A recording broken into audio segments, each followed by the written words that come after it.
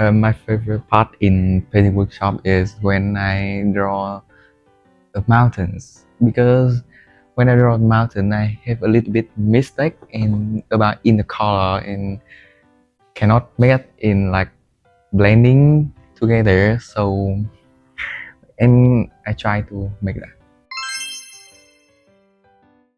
Because when I was trying like in the primary or in secondary school, like art is not a compulsory subject, so I like touch in the art is time to time, even once a year.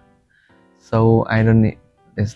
Everything I learned today in painting workshop is new things. So I feel very thankful to Miss Mylan.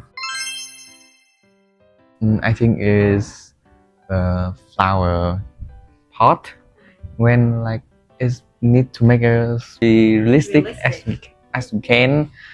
So I think first when we need to draw a flower, it need to be like very careful, but it's also simple. Like we have a point in there, so I really interesting. It's easy than I expected.